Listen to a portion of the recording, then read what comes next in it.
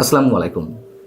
প্রিয় দর্শক, মাত্র কয়েক ঘন্টার ব্যবধানে ঘটে যাওয়া ভিন্ন ভিন্ন আঙ্গিকের খুবই গুরুত্বপূর্ণ 4টি ঘটনার কথা একটু উল্লেখ করতে চাই। মুহুর্মুহূর্ত কত ঘটনায় ঘটছে, 4টি ঘটনা একটু সুনির্দিষ্টভাবে তুলে ধরলে খুব স্পষ্টভাবে বোঝা যাবে যে আমরা কোথায় আছি, কোথায় যাচ্ছি, কোথায় যাচ্ছে দেশ। 1 নম্বর হচ্ছে, হাসনাত আবদুল্লাহ গণমাধ্যমকে হুমকি দিয়েছেন, আমরা সবাই জানি। পরবর্তীতে তিনি আত্মপক্ষ সমর্থন করে ফেসবুকে একটি স্ট্যাটাস দিয়েছেন, যেখানে আবার জাতীয় প্রেস ক্লাবের সিনিয়র সাংবাদিকদের উদ্দেশ্যে হুঁশিয়ারি উচ্চারণ করেছেন।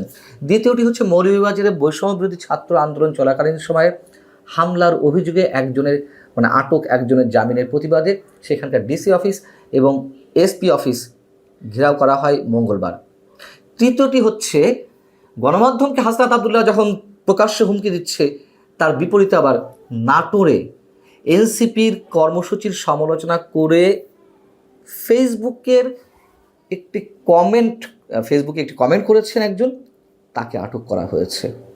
চতুর্থটি হচ্ছে, মানিকগঞ্জে আওয়ামী লীগ নেতাদের আটকের প্রতিবাদে নিষিদ্ধ ঘোষিত ছাত্রলীগের নেতাকর্মীরা একটি থানা ঘেরাও করে সোমবার রাতে। বোঝা যাচ্ছে আমরা কোথায় যাচ্ছি, ক্রিয়া প্রতিক্রিয়াগুলো কি ঘটছে। হাসনাত আবদুল্লাহ বসুন্ধরা গ্রুপের সাংবাদিকদের উদ্দেশ্যে প্রচ্ছন্ন হুমকি দিলেন। এটা গণমাধ্যমের প্রতি হুমকি। তিনি বলেছেন, না, বসুন্ধরা গ্রুপের সাংবাদিকদের উদ্দেশ্যে বলেছেন। আচ্ছা, বসুন্ধরার এই ক্ষেত্রে অন্তত অপরাধটা কি? যখন মুক্তিযুদ্ধের পক্ষে বিভিন্ন মিডিয়া রহস্যজনক নয়, স্পষ্ট কারণে আমরা জানি যে চুপ করে আছে, সেখানে বসুন্ধরা গ্রুপ মুক্তিযুদ্ধের পক্ষে কিছু লিখছে তাদের মিডিয়াগুলো, অথবা যারা বর্তমান সরকারের বা কিংস পার্টির সমালোচনা করে আওয়ামী লীগের গণতান্ত্রিক অধিকারের পক্ষে কিছু বলছে, এটি অনেকের সহ্য হচ্ছে না। বিশেষ করে জাতীয় নাগরিক পার্টি বা এনসিপি, তার বহিঃপ্রকাশ তো দেখলাম আমরা। এটি যে গণমাধ্যমের উপরে হুমকি, কেউ যখন প্রতিবাদ করছে, তার বিরুদ্ধে আবার হাসনাত আবদুল্লাহ একটি স্ট্যাটাস দিলেন, দীর্ঘ স্ট্যাটাস তার ফেসবুকে। সেখানে তিনি কি বলছেন, যে পতিত ফ্যাসিস্টদের সাংস্কৃতিক ও বুদ্ধিবৃত্তিক মেশিনারির চাকা সচল হতে শুরু করেছে।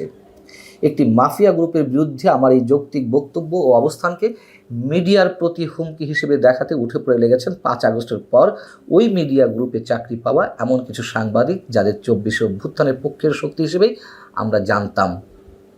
এই লাইনটা খেয়াল করবেন। আচ্ছা, 5 আগস্টের পর মিডিয়া মাফিয়া গ্রুপটির অবৈধ টাকার কাছে আত্মা বিক্রি করে দেওয়া ওই সাংবাদিকেরা জাতীয় প্রেস ক্লাবে থাকা তাদের পদবি ব্যবহার করে বসুন্ধরার পক্ষে এমন বিবৃতি দিচ্ছেন, যেখানে আমার বক্তব্যকে বিকৃতভাবে উপস্থাপন করা হচ্ছে। আমার মনে হয় যে কোনো বিকৃতভাবে উপস্থাপন করা হয়নি। তিনি যা বলেছেন সম্ভবত অনেকেই সেটি বলছেন। এবং যে লাইনটা খেয়াল করতে বলছিলাম, 5 আগস্টের পর ওই মিডিয়া গ্রুপে চাকরি পাওয়া, নিজেই স্বীকার করছেন। আওয়ামী লীগ আমলে যেমন আওয়ামী লীগের দালাল হিসেবে চিহ্নিত অনেক সাংবাদিক বড় বড় পদবি দখল করেছিলেন, তার মানে এই আমলেও ঘটছে, ব্যতিক্রম তো কিছু নেই। আবার তাদের বক্তব্য এখন এনসিপি, জাতীয় নাগরিক পার্টি বা সরকারের স্টেক হোল্ডার যারা রয়েছে তাদের বিরুদ্ধে যাওয়াতে তাদের আর সহ্য হচ্ছে না। কি অদ্ভুত! গণমাধ্যম তো অবশ্যই সবার পক্ষে বলবে, এবং আওয়ামী লীগের সময় মিডিয়ার যে চরিত্র ছিল, এখনও হাতে গোনা 2-1টি ছাড়া বাকি সব মিডিয়া একই ধরনের চরিত্র অবলম্বন করছে। বর্তমান ক্ষমতাসীনদের পক্ষে বা ক্ষমতা কেন্দ্রিক রাজনীতি যারা করছে তাদের পক্ষে কথা বলছে। এখন মুক্তিযুদ্ধের পক্ষে কিছু মানুষ যারা কথা বলছে, তাদের বক্তব্যগুলো বসুন্ধরা গ্রুপের মিডিয়াগুলো তুলে ধরছে। কালের কণ্ঠ, বাংলাদেশ প্রতিদিন, বাংলা নিউজ 24, বা তাদের electronic channel news 24, Daily Sun, এটি তাদের সহ্য হচ্ছে না। কথা বলতে হবে একপাক্ষিকভাবে, আওয়ামী লীগের বিরুদ্ধে কথা বলতে হবে। আওয়ামী লীগের নেতা কর্মীদের কোনো গণতান্ত্রিক অধিকার নেই। আওয়ামী লীগের যে কোটি কোটি সমর্থক রয়েছে, তাদের পক্ষে কিছু বলা যাবে না।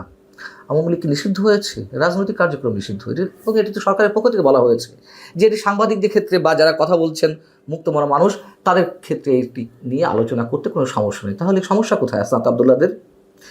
এবং এটাই কি নতুন রাজনৈতিক বন্দোবস্ত, বিরোধী মত সহ্য করা হবে না বা হয় না এমন অভিযোগ তো আওয়ামী লীগের বিরুদ্ধে ছিল, এখন তারাও সেটি সহ্য করতে পারছে না। এটা তো নতুন কিছু নয়, এটি অনেক আগে থেকেই। আর কোনো গণমাধ্যমের প্রতি যদি কোনো ধরনের অভিযোগ থেকে থাকে, তার জন্য তো আইন আছে, প্রেস কাউন্সিল আছে, সেখানে না গিয়ে এভাবে মব সৃষ্টি করা কেন? এর আগেও আমরা দেখেছি যে হাসনাত আবদুল্লাহ কি ভয়ঙ্করভাবে হুমকি দিয়েছে সাংবাদিকদের উদ্দেশ্যে, যে ফ্যাসিস্টদের পক্ষে বা ফ্যাসিবাদের পক্ষে লিখলে কলম ভেঙে দেওয়া হবে। কোনটা ফ্যাসিবাদ কোনটা ফ্যাসিস্ট সেই ব্যাখ্যা, সেই মানে বক্তব্য হাসনাত আবদুল্লাহদের কাছ থেকে শুধু নিতে হবে, তারা যা বলবে তাই শুনতে হবে, সেটাই সহি, সেটাই সর্বসর্বা। এগুলো টেকে না ভাই। প্রথম আলো ডেইলি স্টারের সামনে মব ক্রিয়েট করা হলো, জিয়াফত করা হলো, তখন সরকারের দায়িত্বশীল ব্যক্তিদের পক্ষ থেকে যখন বলা হয় যে না, এটি আওয়ামী লীগের নির্যাতনের শিকার যারা, তারা প্রেশার গ্রুপ হিসেবে কাজ করছে, হাসনাত আবদুল্লাহ তো বলবেনই, এগুলো তো থামবে না। বসুন্ধরা গ্রুপের অন্যান্য অনেক বিষয়ে অনেক ধরনের অভিযোগ আছে, থাকতে পারে, অস্বাভাবিক কিছু নয়, অস্বীকারও করছি না, কিন্তু এইগুলোর সাথে গণমাধ্যমকে মেলানো হবে, মিলিয়ে তাদের প্রতি হুমকি দেওয়া হবে, এগুলো নিশ্চয়ই অ্যাকসেপ্ট করা যায় না কোনোভাবেই। আবার মজার কথা হচ্ছে যে এই যে বসুন্ধরা গ্রুপের বিরুদ্ধে হুমকি এলো গণমাধ্যমের প্রতি অর্থে, সেখানে আমরা দেখলাম অন্যান্য গণমাধ্যম বা সিনিয়র জার্নালিস্টদের অনেকেই চুপচাপ। কেন চুপচাপ সেটুকু আমরা বুঝি।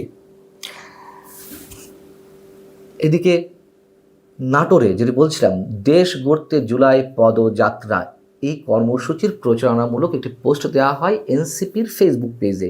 সেখানে কমেন্ট বক্সে একজন